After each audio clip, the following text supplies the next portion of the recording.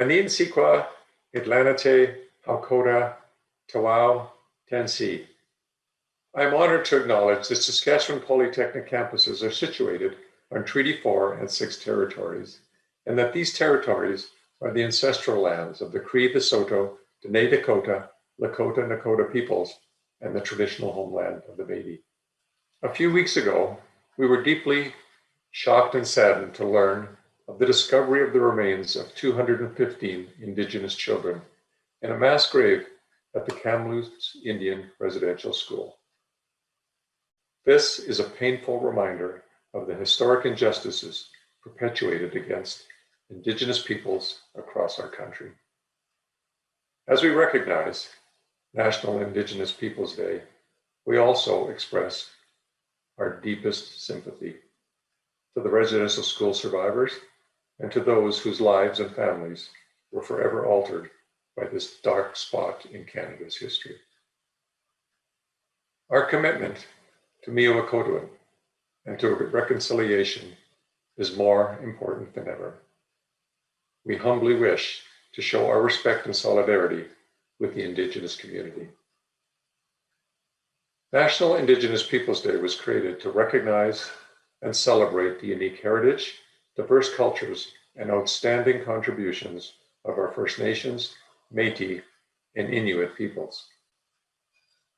These are things that matter to us at Saskatchewan Polytechnic, and we are proud to support our Indigenous students, our faculty, and staff. Ours is an institution committed to the success of our learners. We are also an institution that places great value on being inclusive. And with an Indigenous student enrollment of approximately 19%, one which embraces diversity. I strongly believe that our diversity helps make Saskatchewan Polytechnic a welcoming place to learn and to work.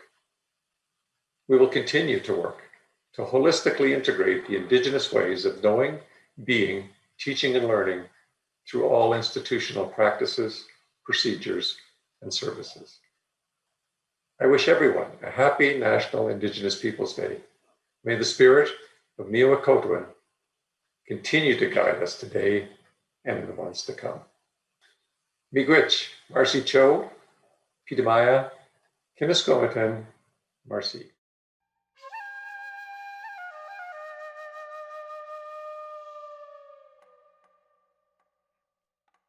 Tansei, my name is Deanna Spidel. Happy National Indigenous Peoples Day. We know that many people are missing the in-person gatherings that were normally held on June 21st. But to ensure everyone's health and safety during this COVID-19 pandemic, Saskatchewan Polytechnic is celebrating the heritage, cultures, and outstanding achievement of our First Nations, Inuit, and Métis people. And in honor of this very important day and in the spirit of miyo wahkohtowin, our Indigenous strategy team has created a virtual National Indigenous Peoples Day. Enjoy. Kananaskon.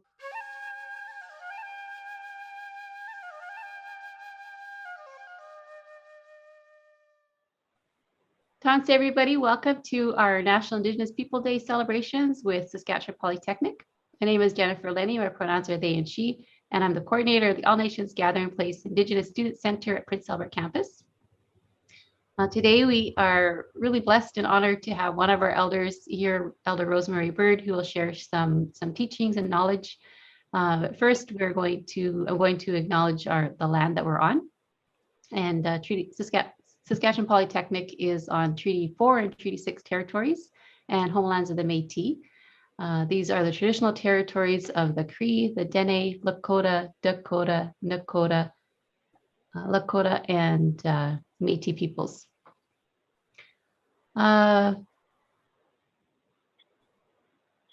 So I want to introduce Elder Rosemary Bird, or Rose Bird. And Rose has been an elder here at Sask Polytech, probably at least 10 years or so. But I first met Rose because I heard about her in the community. Different clients I was working with would mention her name. So I went to Rose for guidance back in 2008. And Rose does elder services and guidance, sharing knowledge and teachings and with lots of different organizations here in Prince Albert, the Men's Healing Lodge, Pine Grove Correctional Center for Women, the Kindred Spirits, and First Nation. First Nations University, our sibling campus here at Prince Albert. And so, yeah, really, really grateful that you're able to be here today with us, Rose. And we started our National Indigenous Peoples Day celebrations off in a good way earlier with a pipe ceremony that Elder Rose did for us for prayers for all the students and staff and faculty and so invited Rose to also just come in just to share about what the summer solstice is and what were some of the celebrations that we did at this time of year. And so what I'm going to do is I'm going to share a picture of Elder Rose that was taken at our honor ceremony at Prince Albert campus a couple of years ago. And so welcome, Rose. Thank you, Jen. I'm honored to be able to share some knowledge that I know and what's passed on down to me. And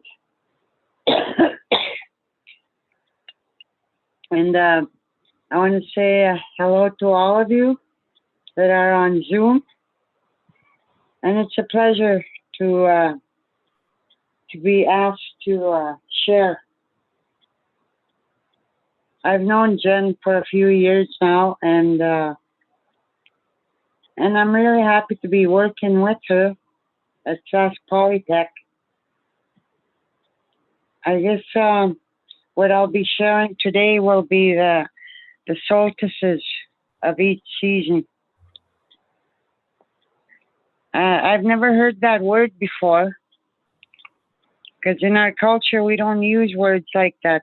So it's a Western way of calling the seasons, I guess. And so what we did, and I remember my grandmother when she used to go picking, she would talk Cree to me, and but I didn't understand them about these seasons really, because I was just a young kid. And but in the spring, that's where everything starts to grow. It's a new season. In the summer, we're preparing. Our culture, our people, they prepare for the picking of the medicines and the ceremonies and picking of sage, sweetgrass, and whatever other medicines that they pick. And the Cree were nomadic people. They traveled from place to place on the land where the buffalo roamed. They would follow the buffalo, and that's where they would get some for meat and that, and other make make utensils from the buffalo. They didn't waste anything. So with the medicines, they only picked enough to last them through the winter till the next year following, when they're ready to pick again. They didn't over pick. And there's a lot of different teachings on how a person picks the medicines. Each nation has different teachings, but they're all similar to the ones that I've been taught too. So it's that's a new word in my vocabulary, solstice. I never heard that word before till I started learning my culture and then learning the Western way, and putting that word into my mind to figure out, well, why do they call it solstice? But that's the Western way. So in our culture, we didn't We didn't have names for that. We just knew how to go out, when to go out and pick or do what we had to do during the summer. And a long time ago, they looked at the moon and the sun whenever we had to. They had to do something that was sacred. When you go out picking, that's a very sacred ceremony because you have to think good thoughts, and you have to pick and pray at the same time you're picking like sage and sweetgrass. Even berries or anything like that, you always have to offer tobacco. And a long time ago, they didn't have the tobacco we have today. They had tobacco that they picked. And I see a lot of it around when I go out. And so I pick some of that, and then that's what I offer when I go picking. A lot of times when we didn't know what to do, the old people would show it to us. Because I remember my teacher down south showed me a lot of things that I didn't know about. And I never heard her say Solstice or anything like that. Like I said, that our people look to the moon, look to the stars, look to the sun for that guidance. They knew when to go out. They knew when to pick. They knew when to do ceremonies. Summertime is when we do our ceremonies, like sun dancing or whatever ceremony that we do. So, you know, that word is brand new to me because I've never used it, but I respect that word because it's from the Western way. And so what I do is I usually just, if I want to, when I know when to go out, I know when to do what I have to do in the summertime, because I have to prepare for the fall and for the winter. And that's what I do. So when I take somebody out, I share the teachings that were passed on down to me, to this next generation after me. And so, you know, this is, I guess it's the instinct of our people of what to do and when to do it. It's everything that our people do in our culture is sacred. Even when you go and pick, a woman should be wearing a skirt when they go picking. But that's not, I don't see much of it that way today, you know. So we got to start teaching the younger people what has to be done. We can share it, but we can't force it to them, you know. So the Solstice, I like that word. I think I'm going to have to try and learn a little bit more about it. Because I get all mixed up when they say it that way, but I know what I need to do for the summer. So I guess it's a different season every season, but it's always called the solstice of each season. But like I said, in our culture, we know what we need to do in each season. Mm-hmm. You know, to go out and get ready for the fall, because that's when the freezing is coming around, and we need to have those stuff ready, sacred stuff ready for the fall. And then during the winter, that's when we use these medicines. We use the pipes. We always use the pipes. But we have to celebrate each season if we're going to follow the cultural way. So I believe that for myself anyway, I believe that because we're Indigenous people, Creator had given us that technique of,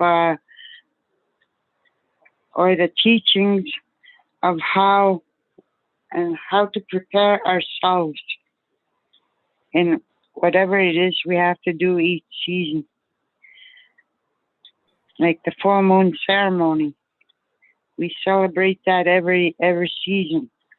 The grandmother moon, we have a ceremony for that, and that's when a woman can use sage, even if they're on their moon, and that's a ceremony that the ones that are on their moon time, they can go to a ceremony and thank the grandmother.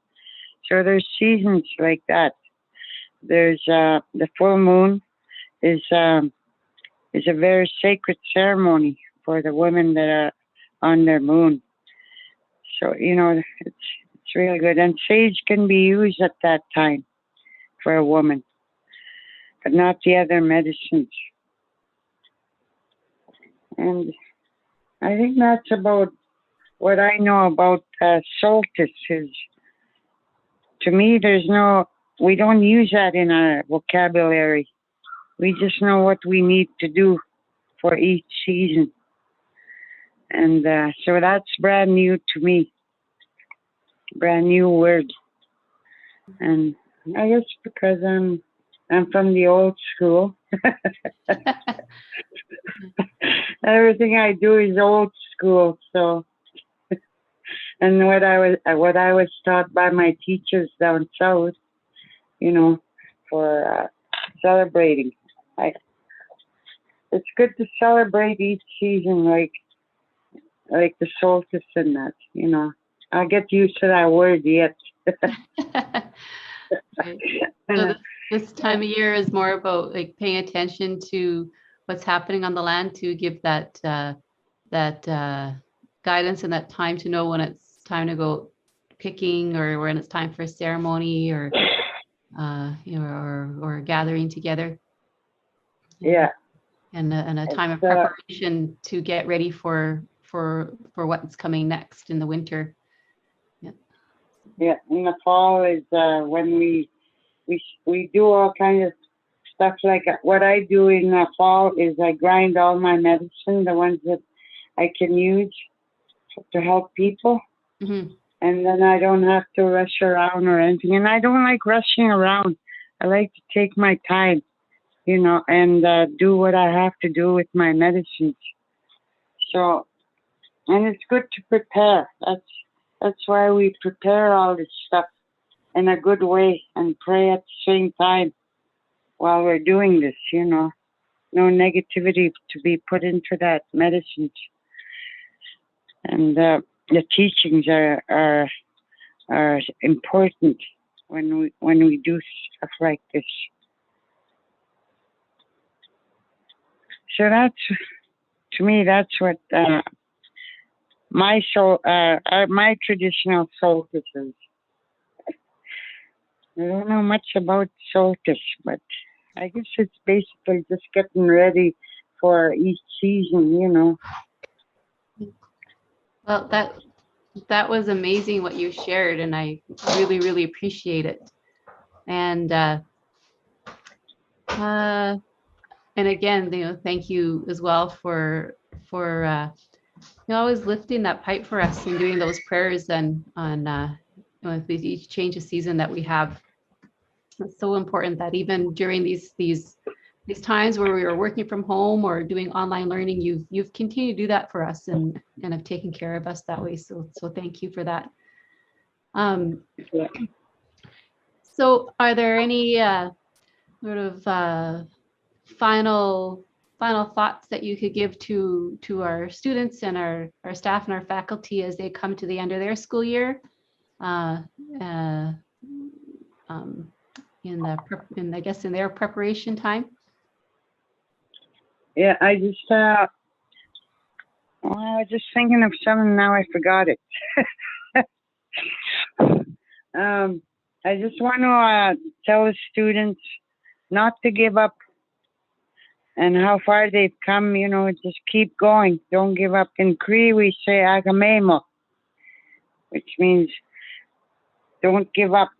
Just keep going. You know, because once you convocate or graduate, you're going to be proud of yourself, and we'll be proud of you. And to all the staff, I thank you for being on Zoom and asking me these questions, because that helps me out too on my journey. You know, we have to help each other out. And this is I think this is the end of the classes now, Jen, or? Yes, yeah. Okay. And then a new year will be coming up again in the fall, starting, I guess, in the fall, eh? Yes, yeah. And so just keep going. Don't give up on anything. You know, no matter how hard it gets, or if you have any issues that are bothering you, deal with those issues. Talk to somebody. They have helpers in Sask Poly there. And just go and talk to them. They have counselors. They have, you know, don't hang on to those feelings, those issues, because that's what's going to stop you from moving forward. You need to move forward and finish your schooling. That's what it is. And I want to thank Jen for asking me to do this, even though I don't have Zoom, I can still talk to all of you. And I want to thank her for that. And I guess that's about it. I got so used to Jen making bannock and that. I miss that. I miss being around you. bannocks too. Thank you so much. Really appreciate always, you know, learning from you and hearing your teachings and your gentle way of helping us learn, and your encouragement. So thank you so much. And you too, Jen. You keep it up. mm. You know, and you know where I live. Absolutely. If you ever need me, you know where to find me. All right. Well, thank Okay. you again. Thank you to everybody who was viewing and participating in our National Indigenous Peoples Day celebrations at Sask Polytech. And enjoy the rest of the day.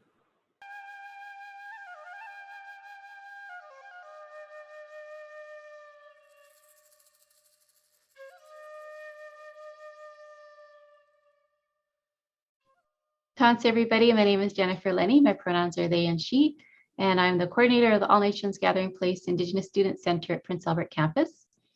And I'm very grateful to be here and to bring to you today a presentation from Inuit Elder Nanook Ladru. And so please enjoy. So welcome everybody to our National Indigenous Peoples Day celebrations. And I would like to start off with land acknowledgement and then introduce our amazing guest speaker that we have for you today. So first, I'd like to acknowledge that Saskatchewan Polytechnic is on Treaty 4 and Treaty 6 territories and homelands of the Métis. And this is also the traditional territories of the Lakota, the Cree, the Dene, the Nakota, Dakota, and Métis peoples. And very grateful to have this virtual world to bring two lands together. So we also have with us today an amazing guest speaker, Nanook Ladru, who is right now is in Toronto, Ontario, but originally from Apex, Nunavut. And Nanook is going to talk about Inuit culture and some of her own story of growing up in Apex, Nunavut. So a little bit about our great guest speaker today is she's a multidisciplinary artist. She's a performer, she's a seamstress, and a pivotal member of the Toronto urban Inuit community. She also creates sealskin backpacks or handbags, and also creates her own outfits when she is doing presentations and performances around Inuit culture. And in collaboration with her husband, she also creates little model kayaks, which she sells out of her home. And her husband does the framework and the wood part of it. And Nanook does the adding the sealskins and little mini dolls, so people can get a glimpse of what those mini kayaks would have been like for Inuit culture. So not only being a visual artist and seamstress performer, she also does throat singing and is also a drum dancer, which has taken her internationally across Canada, Europe, and Britain. And so very, very grateful that you're able to be with us today. And I first saw you speak at a conference in Toronto, and it was just amazing. And so grateful that you can share a little bit for our faculty and our students and our staff here for our Indigenous Peoples Day celebrations here at Sask Polytech. So welcome. Thank you, Nicomic. I am Nalak Lajuru. I was known by the government as a number. My E number was E71866. I had 9 siblings, countless cousins. My aunts and uncles, they all have passed on now. I come from a small community where we celebrated Inuit culture, the return of the sun.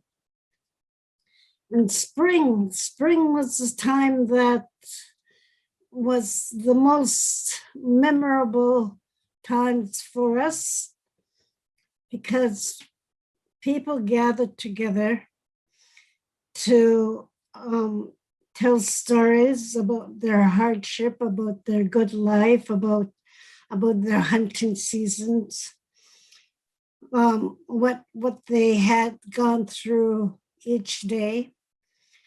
And some of those stories included myths. Well, you may think they're myths too. Well, they're not myths to me. They are my learning tools. For instance, going near a water. We are told not to go near the water by ourselves, or else halapalik or Nuleakjuk would come and grab you and drag you all the way down to the seabed. And it is because it is told to us because being near the water by yourself is dangerous, and never know if you're going to go in and won't come back up, because you're using heavy clothing. And once those clothing gets wet, they get heavier. So you're going down and you drown. So those are the stories that we keep repeating generation to generation. And also Northern Lights. Northern Lights. They come out during the nighttime. They're so beautiful. You can just get lost in your little world looking at them. To me, what my parents had told me about Northern Lights was when you see Northern Lights, it's time to come into the house because it's late at night. And they would tell me that if you start whistling at them, they'll come down and chop your head off. And play with it up in the sky as soccer ball. Well, that is to sort of get us to get scared of the Northern Lights, so we run home. And okay, when you're up north, and it's minus 30, minus 40, minus 50 degrees. Your head is where the heat comes out the most. So we are told to use a hat all the time, to use a hood all the time, so we don't get cold, and to cover yourself well so you don't get frostbitten. So those were lessons given to us when we were small, when we are young. And today we still tell those stories to our children, their children, our grandchildren. And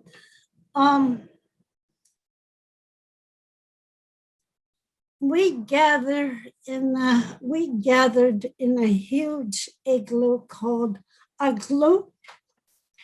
It's huge circular dome that probably house over 30 people. Like it's a dome, so you can see everybody in there, and everybody kind of in each. They set it up to have sitting area, and they also have an area where they do the drum dancing and their throat singing. That was the most wonderful time to get together with other people that we haven't seen in years, and to have a feast. Our feast would contain of seal meat, caribou, Arctic char, beluga, walrus. If you're very lucky, if somebody had stashed away frozen berries, edible plants. These are the food that we ate when we are in a feast. Oh, not to mention an aged walrus meat or beluga meat. Kind of there are foods that you may never heard of that we eat. I'm gonna pass on that. I don't want to gross you out. So, celebration was one of the happiest times we Inuit got together. We teach younger children how to throat sing, how to sew. These fun activities that we do, we pass it down to another generation. And there are things too that needs attention. Would be like look is a seal oil lamp. It's an oil lamp. That really needs attention. So it has to be kept. You have to keep feeding it oil in order to keep it going. And you have to have manik. Manik is actually a wick. You would call it a wick.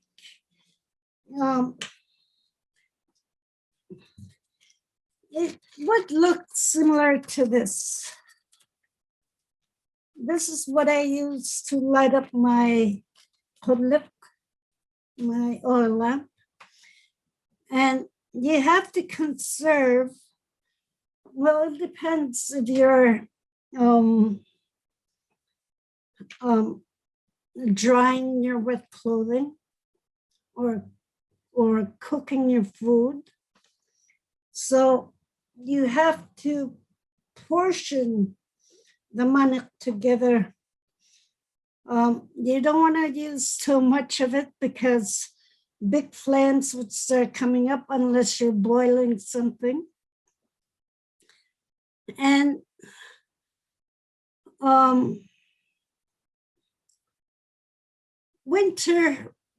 our winter is 9 months long. Like there are parts of winter that is very, very cold. Like let's say from November to February. Those are the times that it's the coldest. You have to be well prepared for those months. For instance, your clothing. You have to keep your clothing wearable. If you wet your kamiks, your boots, sealskin boots, if you wet them, you have to maintain them to it's your responsibility to dry them out. So you have to dry, you need the kulak in order to dry out your kamiks. Unless it's a very nice day and the sun's shining. Sun would also be your warmth thing. We also, during wintertime, we have to take care of our eyes. We have sun goggles. They have slits in where you can look through, so you don't get snow blind.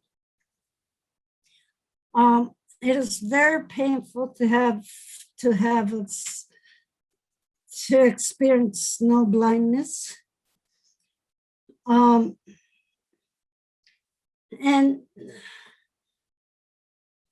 once you have frostbitten cheeks, your ear lobes.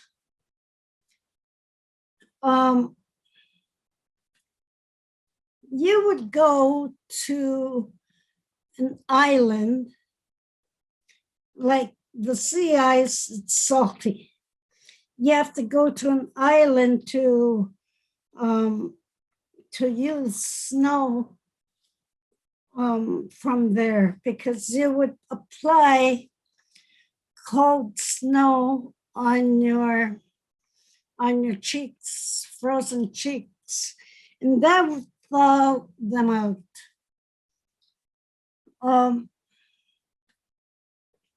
You have to be very careful going around the sea ice, because you never know, you might come across some ice that is very thin. Especially when the springtime is coming. Inuit followed seasons. We didn't stay in one place. We went to one area each season. Iqaluit, you probably have heard of Iqaluit. Iqaluit is school of fish. That used to be our camping ground before it became a little city. That was one of the camping grounds during spring and summertime. Because fish is one of our major food. We can freeze it and store it for the winter nights. Same with beluga, seal. Well, seal is all year round. Beluga, these seasonal animals, we conserve them. That's why we make aged meat, to have them during winter months. And the aged meat, they are like medicinal food, like you would probably, you probably compare it to a penicillin. And we cannot have too much of that. We portion our food. You yourself would get very sick if you have too much. So we rationalize our food. And Iqaluit, well, how my father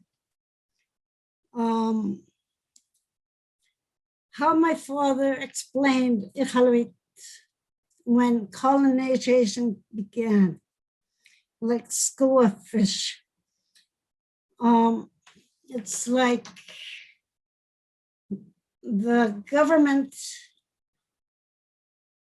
netted the whole Inuit culture, like fishing with net, and we can't get out.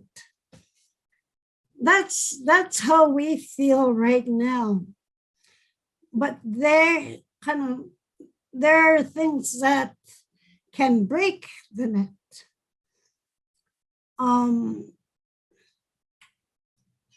Here, grab my ulu and cut the net up.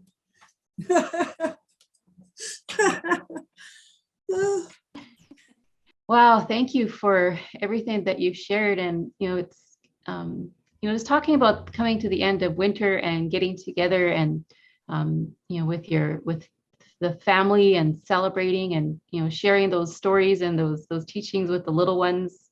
Those stories are either were to protect them or to teach them.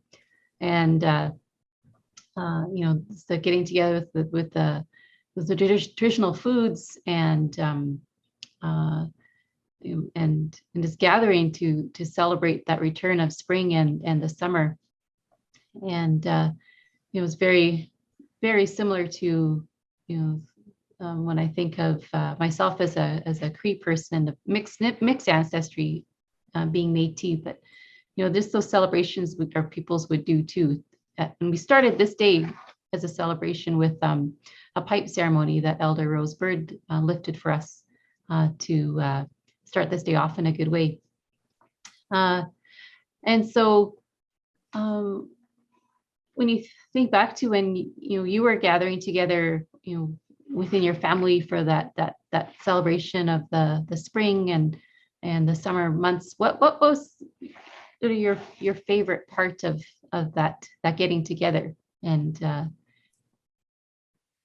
my favorite part of getting gatherings was listening to our grandparents, listening to older people about their younger lives when they were growing up. And it was like, when they're telling their stories, it was like living their lives. It was like you being right there when they are telling it. Visualizing what they were doing, like dog teams running after, chasing a polar bear, or things like that. Really, really excited me. And another part that I really enjoyed was learning how to sew. How to sew sealskins, how to mend ripped clothing, how to create your own sealskin boots. These were my favorite times. well, I so appreciate you taking the time to share with us. And I can just imagine what those stories would have been like, how animated a storyteller would need to be to talk about being chased by a polar bear.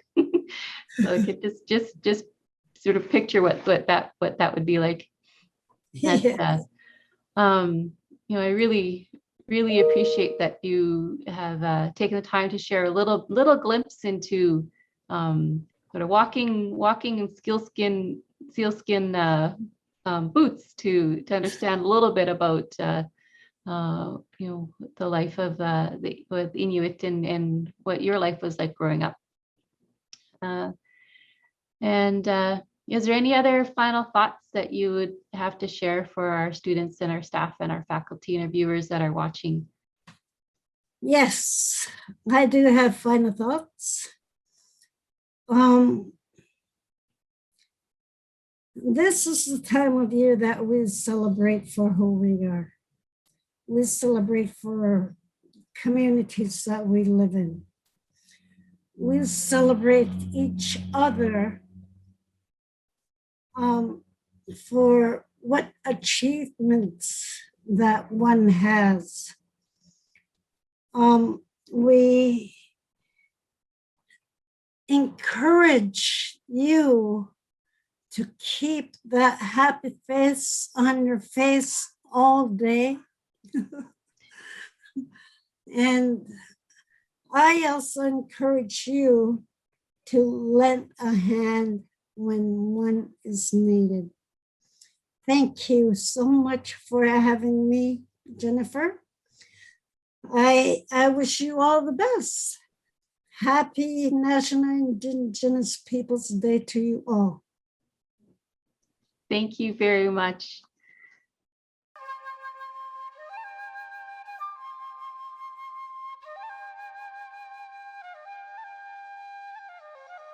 Tansi Tawau, Aninsikwa, Alanate, Haukola. Bonjour, welcome Howdy. to a special edition of Sask Polytech's Community Connections. These community connections we've been doing throughout the year. However, we put together a few for our National Indigenous Persons Day, and I will introduce our esteemed guest in just a second. But I'm really excited. This is the first time I've done one of these where the weather's been really nice. I'd like to just say, first of all, we want to acknowledge that we're on Treaty 4 and Treaty 6 and homelands of the Métis people, and that we acknowledge the connection between the people and the land, and that, you know, particularly in light of the disturbing and recent news, it's very, very important for us to start using and thinking our perceptions and our language in a more progressive way. And that's part of the reason why, as an organization, we always try to make that be known before we start any of our programming. So yes. And one other quick thing, Dakota, I have to apologize. If you hear somebody cutting their lawn or weed whipping outside of my window, this is the, I live downtown, and my condo maintenance guy is just decided right now to start doing things as he hadn't for 3 weeks. It's Murphy's Law. So thank you very much. If you can hear that, we'll try to not make that too known. But without further ado, I would like to introduce probably my best friend in the world, an actor, a comedian, a writer, a community activist, an artist, and I don't know if I'm able to say, but soon to be a mother.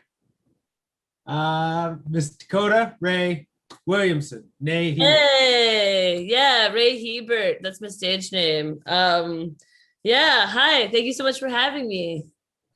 No problem. I was very, very, very fortunate to be able to ask you and that you were able to carve out some time for today. It means a lot to me. So one of the things that I like to start with is whenever I'm interviewing people, I want to know what was it like for you growing up? Where's your home community? And how do you identify? I grew up in Meadow Lake, Saskatchewan. It was really fun. I also romanticized the heck out of it. When you're in high school in Meadow Lake, Saskatchewan, you're like, I can't wait to get out. And then you get out and you're like, I miss it. So I grew up in small town, Saskatchewan. Lots of fun. I grew up on the rodeo circuit. So I rode sheeps and wanted to be a clown, and then ran for rodeo queen. And now my dad and I usually work the beer gardens, or I help out with dad. Dad runs the beer gardens. He tells me what to do. But I always wanted to be an actor. So I was in every after school program that I could be a part of, and just decided to gun for it when I graduated. Wow. So when you were growing up in Meadow Lake, was it apparent that you were Indigenous? Did a lot of people know that?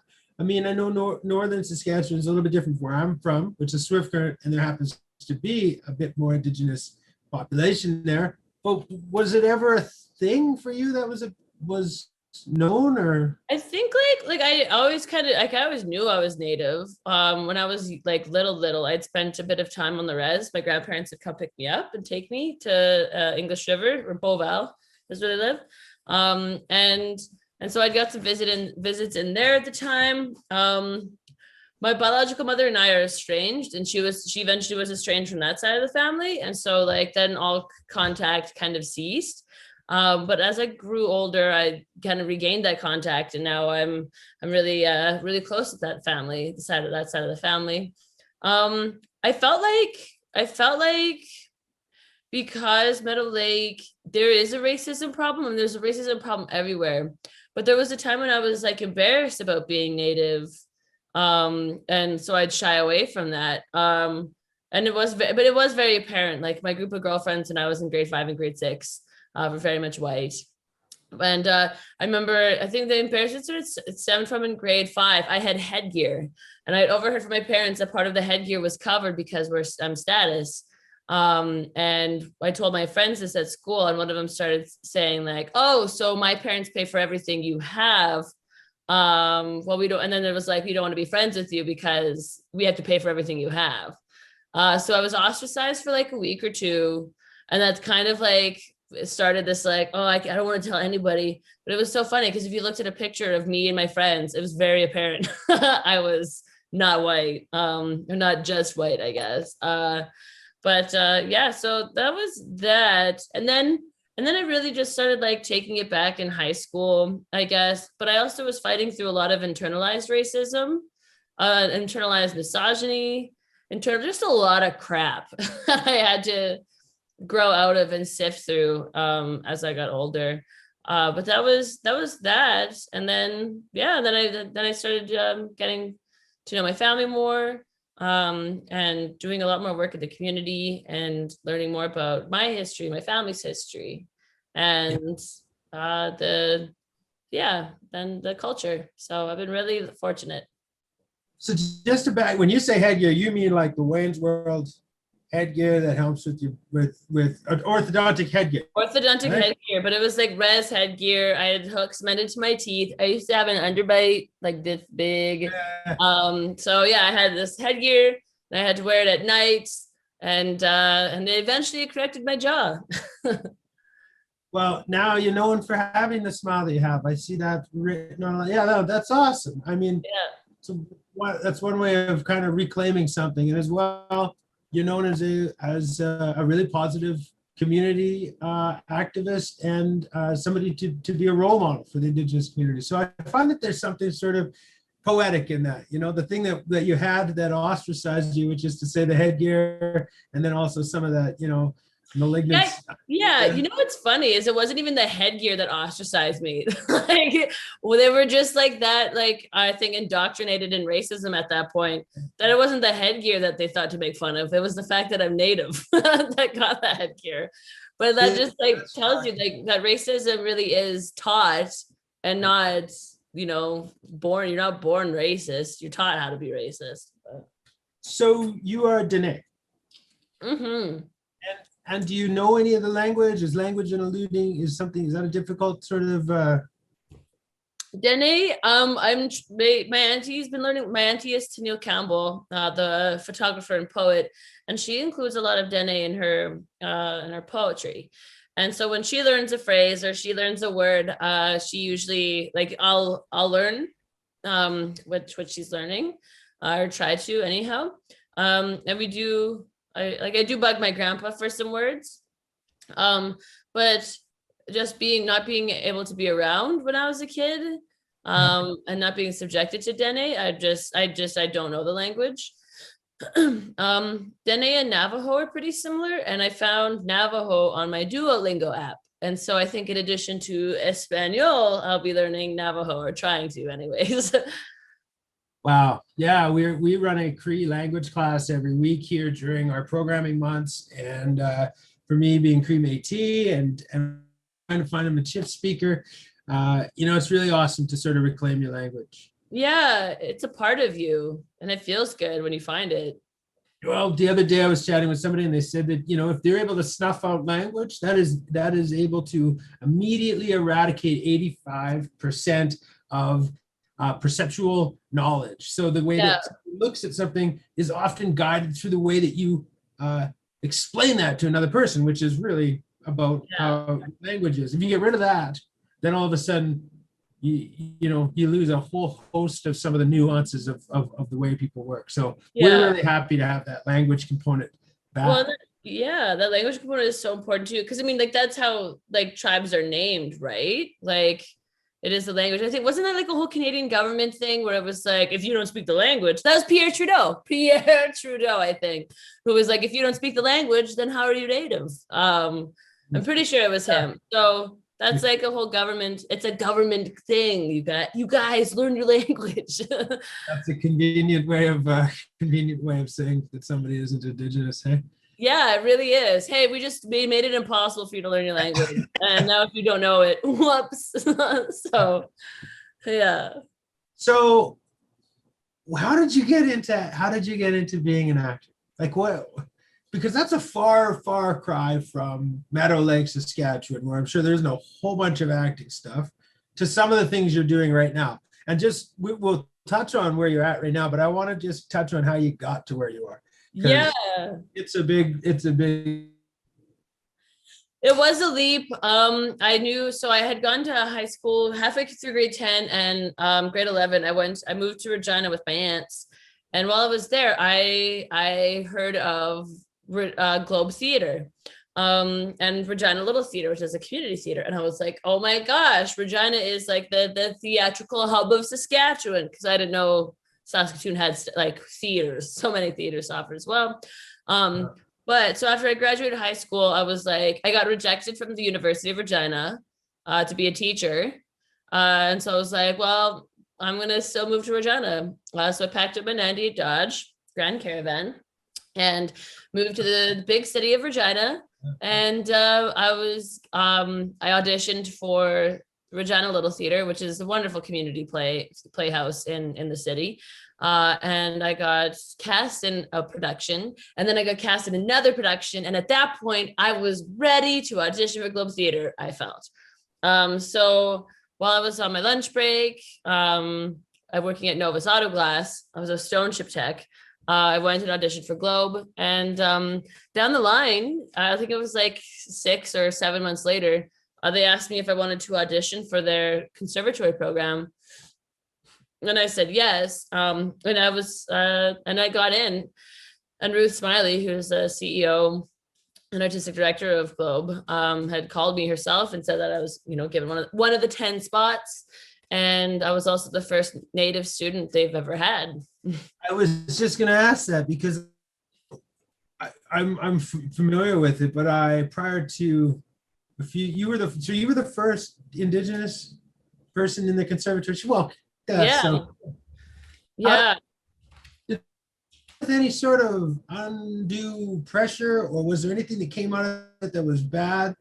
Not bad, but is there anything that came out of it that felt like, wow, now the whole weight of the world's on my shoulders. If I mess this up, then I'm 100%. 100%. You can't just do it for you then at that point, right? You're doing it for every other Native person who's gonna probably audition or possibly audition for Globe Theater. And if, like, you know what I mean? Like it's just that thing where I think that's another part of white privilege is, if you're a young white woman or one young white man who's auditioning for something in theater school, you're not thinking like, I have to do this for all of French people.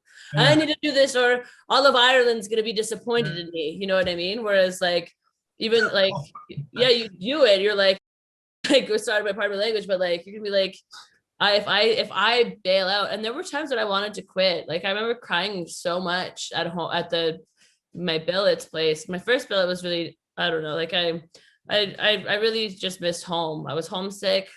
Yeah. And 2 billets, and I was just like crying a few times and like wanting to come home and quit because the vocabulary, I didn't understand it quite, and I just felt like really alone, which you do when you're the only Native person in any situation. There is something inherently lonely about that. But I pushed through, and it really acted as a springboard for my career. It led me to the Sask Native Theatre Company, which is now the Gordon Tatusis Naganyuan Theatre. Now it's Saskatoon here on 20th, is that right? That's in Saskatoon, yeah, here in Saskatoon. And through that company, I was able to meet Tara Bagan, who at the time was the artistic director of Native Earth Performing Arts in Toronto. So I was able to go to the big city of Toronto for the first time as a writer and an actor. in 2012 as well. And then I was able to do a main stage production with Globe Theater. And then it was just like poof, poof, poof, poof, poof, all these things kind of exploding. So I'd say, yeah, Regina Little Theater really was like the ultimate springboard because it led me to the confidence. But then Globe Theater led me to the professional springboard. It was incredible. And I'm really happy I stuck with it and pushed through those hard times. We all are too. But I got one more quick question for you. Yeah. This one, I don't know. What about lateral violence? I've heard of people getting an opportunity who are Indigenous, and then certain people within even our own Indigenous community will say, "Oh, they only got that because they look maybe white passing, or they only got that because they're upper socioeconomically, less disadvantaged and stuff." Did you ever face any of that, or is that something that was less? Yeah, I feel like, I mean, I don't know, maybe not to my face. I feel like I've definitely heard it. That is something I am aware of, though. Like, I am definitely white passing, especially in the winter months. Come summer, I get followed in stores. Like, oh. But in the wintertime, definitely white passing. And that's something that I am being more aware of. Like, I'm trying to now flex maybe what little pull I have to get a lot of my darker skinned cousins on stage and in front of people, because that's how you got to use your power in these days. But I've also gotten it from white people who are like, "Oh, she just got this because she's Native," and it's like, have you tried being funnier? I don't know. That's just in regards to like comedy, and like I mean, and also just it really is in this industry. It really is just like having to take a deep breath and just shoot your shot. Like, there's been people that I've like, I don't know if I have any business emailing them. I have no bit, like, do I? But like, just asking for opportunities or ways to learn or how they learned, and just that's just what you got to do. That's one thing that I've actually noticed from you is that there's a tenacity and industriousness and a bit of a ballsiness in terms of asking for opportunities. When I'm working with students at Sask Polytech, lots of times they have the same sort of feelings that you were just bringing up there, where it's like, I feel like, well, I'm one of the only Indigenous people here or in this class, or I feel like I'm lonely and I want to go home. How the heck do you find it within yourself to either ask for more opportunities or stay within what you've been given? Where does that come from? That's a difficult question, but I'm wondering what your perspective is. I think it comes from experience, and eventually you just know what you want. Last year, I was really happy and lucky to be performing with Tarragon Theatre in Toronto.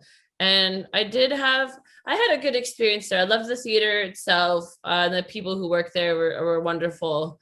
But it was really interesting not being in an Indigenous theater setting. And for me, like, I was like, oh, this, like, it was just something really important for me to note, because I'd been working with Indigenous theaters for so long that I was just accustomed to smudging before rehearsals or after rehearsals or before hard days or after hard days and talking about, Indigenous things. And I really felt like I was missing out on that. And that was something, because like I've been wanting to gun back into theater and like, do all the, I would say not Indigenous main stages as well. But I think like it is just a lonely feeling. And I think a lot of actors of color might understand that too. It's not just an Indigenous thing. I imagine if you're the only Asian actor, the only Black actor, or what have you, you're going to be like, I feel lonely as hell. And so eventually you will, I think, strive to do more work within the community. Wow.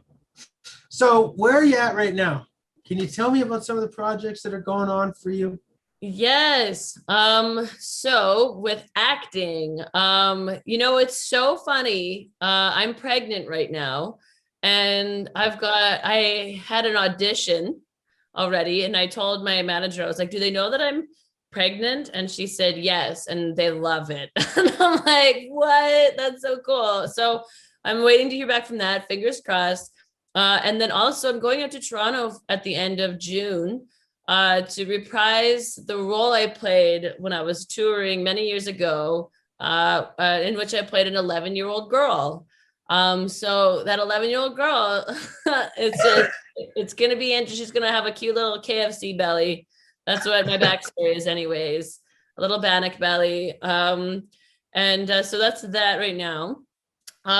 With writing, I'm working on a few projects right now. Right now, I'm working on like just a movie for myself that I'm writing right now in this summer, because I need something for the called spec scripts, so that if any producers hit me up, hey, can we see what your writing style is like, I can show them that. So I'm working on that. And then I've got something else in the works. I actually can't talk to you about it though, but it's really cool, and you need to cross your fingers, because if it goes through, then it would be so sweet. And then I'd be able to talk all day. I'd talk till I'm blue in the face. Crazy Like a Lynx, the TV show I'm a part of, I co-host that with Don Kelly. We start shooting that end of August. That's APTN, right? That's on APTN. Yeah, you can watch season 1 on APTN Lumi. I believe it's like $5 a month for the subscription. Yeah, so that's that.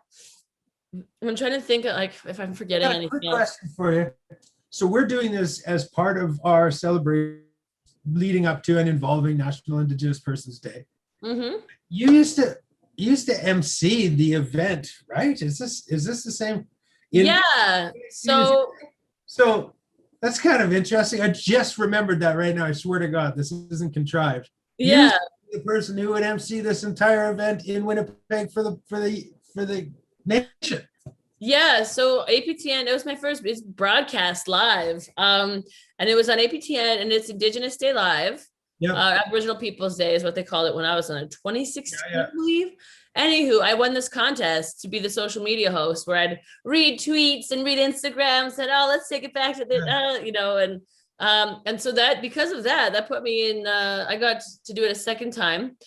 And that put me in the sights of Kateri, my producer for Crazy Like a Lynx. I think she kind of caught wind of my name. And then eventually she saw my YouTube and then was like, do you want to be in Crazy Like a Lynx or audition for it? And I was like, yes, please. You went from hosting it nationally to being here with me. Yes. Maybe things aren't going as well. From the comfort of my home, I can now be a part of it. You don't have to sit there and read tweets as you're talking to, Yeah, it was really interesting. Whoever it was. Yeah. Like Okay. And I'm no Adam Beach, by the way, so this is a lower stakes situation. What about comedy? So when did you start? What is this about? I work as the Indigenous Student Center Coordinator for Skatek, which is the center in Saskatoon. And whenever we're in there, it's laughter. And I think it's really well known that Indigenous people have an undying and very resilient sense of humor. And I could see a lot of people being interested in what you're doing with comedy and how they could get involved or whatever. So could you tell us a little bit about that? Yeah, I've been doing stand-up, I think, for like 6 or 7 years now. I would say, like, actually though, we're actively 5 or 6. I don't even know anymore. The years, they just fly by. I've been really fortunate with comedy. When I started, there wasn't much of an open mic scene, or like, really for newcomers here in the city. But because I was touring so much with theater and I was doing kids shows at schools, I was able to be done work for the day around 4 p.m. And then wherever I was in the country, I'd be able to hit up open mics. So I was able to I've been very lucky in being able to hit up a lot of scenes across the country, which has been really awesome, because then it helps you like construct your sets better, and then like you learn like what's kind of universally funny, if that makes sense. So I've been able to do that. And then getting back to Saskatoon, Dylan and Dustin Williamson, Dylan's my husband, they started up Comedy Lab, and that is such a wonderful open mic. I hope we can get it up again, because it was just such a supportive open mic, and like you really could try anything. The audience was loving it, and it was just an all-around great place. So there's that, and then just doing shows. I was a part of the first ever Arctic Comedy Festival in Iqaluit in 2017, and as part of the Trigger Me This, I believe. With Richard Side, who was a producer of The Debaters, and that was in Vancouver a couple summers ago. And I've started now doing Lawn Chair Laughs, which is a touring backyard comedy show. So people are able to essentially hire us to come to stand-up comedy in the comfort of their backyard. And what else is there? Oh, I finally decided that I'm putting together a comedy album. I feel inspired. So now I'm putting together a grant to go forward and developing my first ever comedy album. So that's super exciting. Would you say that, let's say we're seeing any Indigenous students here or any Indigenous people watching, that they would be best to look up an open mic and try that? Or how would you say they should go about it? What do you think? Yeah, if you're interested in trying to do stand-up, check out YXE Comedy Community on Facebook.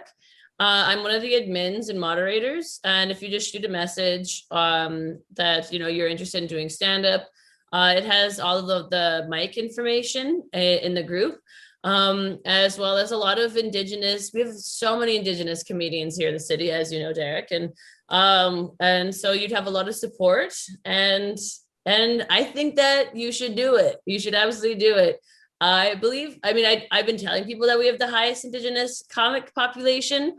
I don't know if that's necessarily true, but I tell people that because it feels like it. And so it'd be fun that if we got more Indigenous comedians, we can take it back. I think it's true. I don't know. I think it's true too. Yeah. I'm not going to write that into somewhere where it could be used legally. Now, I told you, did you hear that? Yeah, I did. So I said there was going to be, this is insane. I said there was going to be maybe somebody mowing the lawn out there. There was literally just a car accident directly in front of my place. Yeah. I am so interested in this interview. I'm not even going to get up and look. Oh my God, I want to go. I'm not a nosy Nelly, and I don't want anybody to be hurt. And this is far more important than. It's pretty tempting. But I did want to also say, when are you due?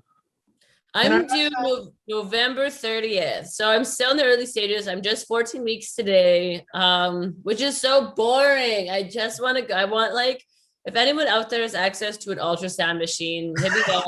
I'll pay you money to come so I can see my little baby every week. Let's hope that some of my compatriots at the health sciences. Yes.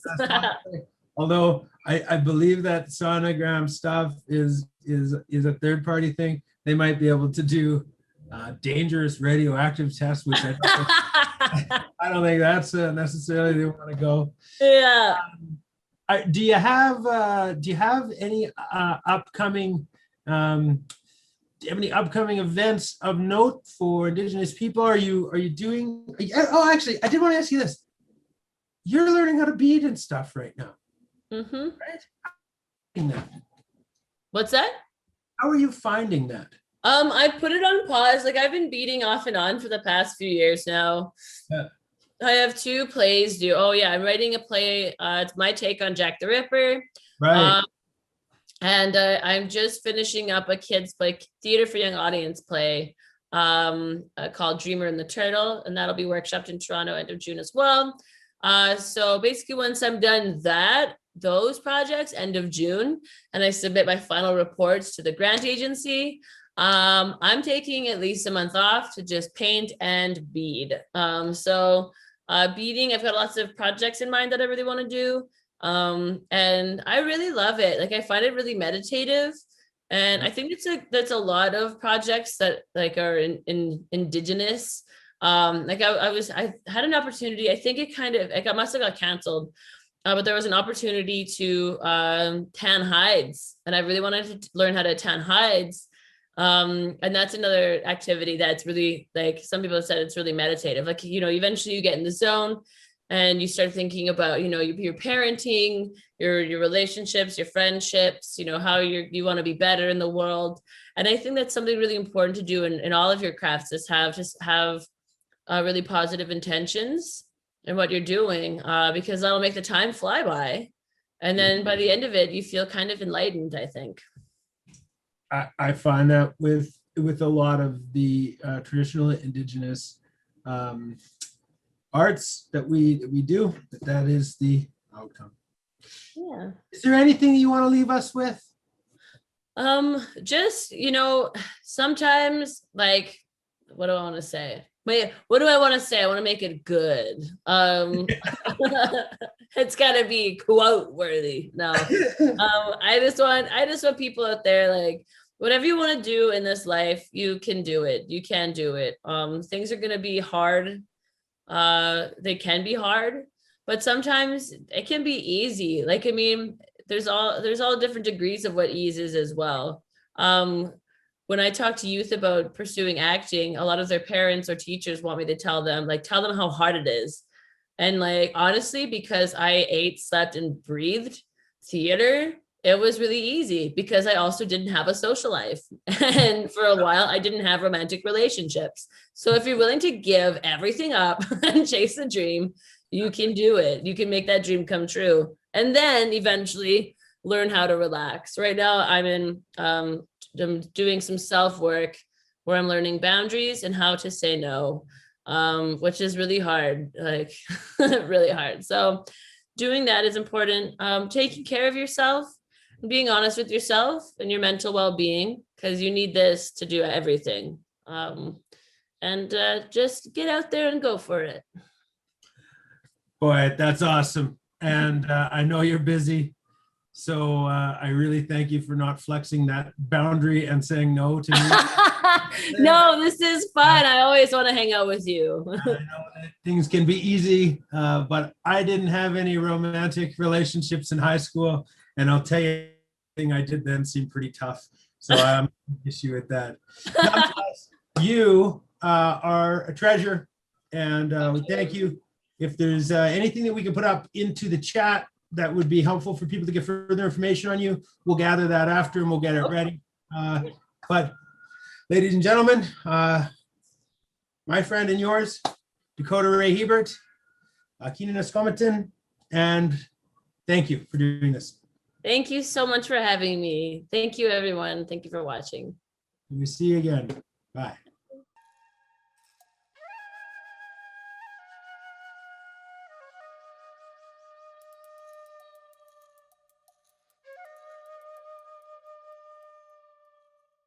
Tachi, Tawau, Haukoda, Anin Sikwa, Adlanate, bonjour, welcome to Sask Polytech Community Connections, a special on-site edition for National Indigenous Persons Day. Before we begin, I'd like to start by acknowledging that we are on Treaty 4 and Treaty 6 land and homeland of the Métis people. We often refer to the connection between the land and the people, and now more than ever, it's very important to reaffirm that. I wanted to also say that we're very, very thankful that we are able to share today with our very special guest, Mr. Young, Jordan Daniels. Very nice to see you. We are masked, so this might impair some of our ability to interview, but let's go ahead. Let's go. So, how old are you? I'm 18 years old now. You just made my hip crack, you said that. 18 years old. Yeah. And where's your home community? I'm a proud member of the Mistawassis Nahewak, or Cree Nation. Wow, that's awesome. And you're actually related to one of the elders that we use assessing. That's Rick, eh? Yeah, Rick. Yeah, Rick is my uncle. Is your uncle? Yeah, my great uncles. Yeah. That's really cool. Yeah. So what are you doing? What's tell me the lay of the land with your life right now? What's happening? Well, so as you can see here, this is a fiddle. Yeah, I've been playing this since I was 10 years old.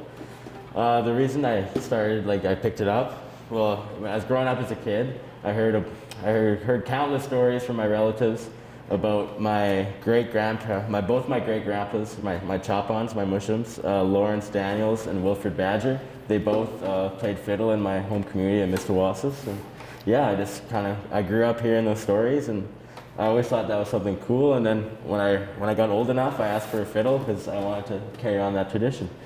That's really cool.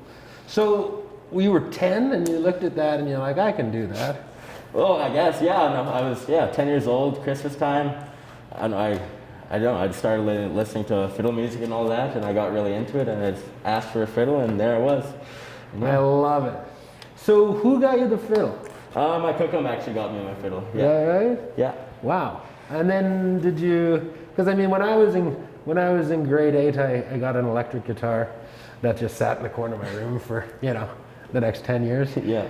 You got that? Did you start playing right away? Yeah. Oh yeah. Like I got it at Christmas, and I was taking lessons in April from John Arcand. Wow. Yeah. John Arcand. Yeah. Very well known. Yeah. Yeah.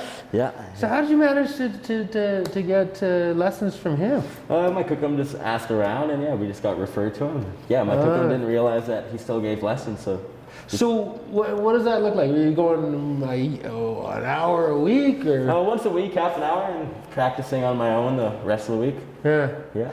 Well, we've had you perform, and I'll tell you right now, my mind was legitimately blown when I saw you perform last time, because it just doesn't even look like a person's fingers should be able to move intuitively like that.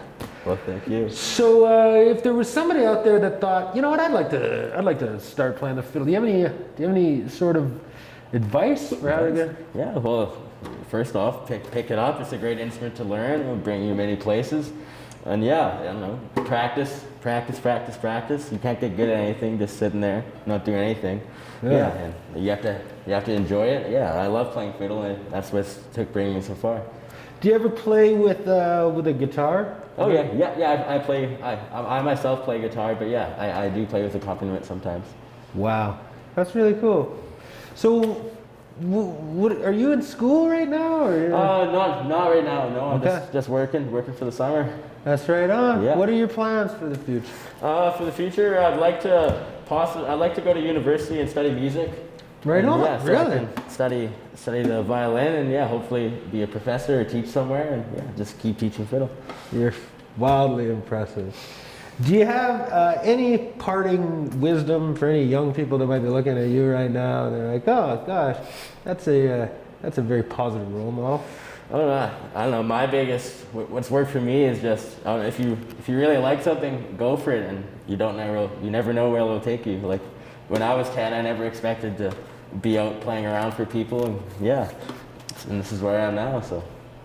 Right on. Well, I'm actually really excited to see your performance. So without further ado, I think we're gonna move the chairs around and get you up. Is that cool with you? Yeah, sounds good. Right on. Thank you very much. As I said before, my name is Jordan Daniels, and I just like to thank everyone for listening to me today. I'll play a couple of jigs here and a couple of melodies of some old time jigs.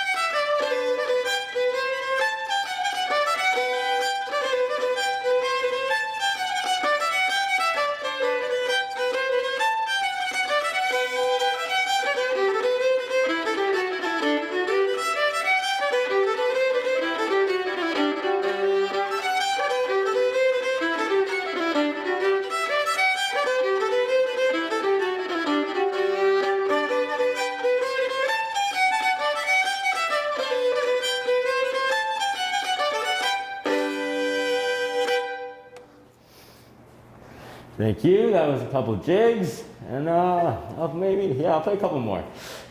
This one is an old-time Métis song. This is called "Whiskey Before Breakfast."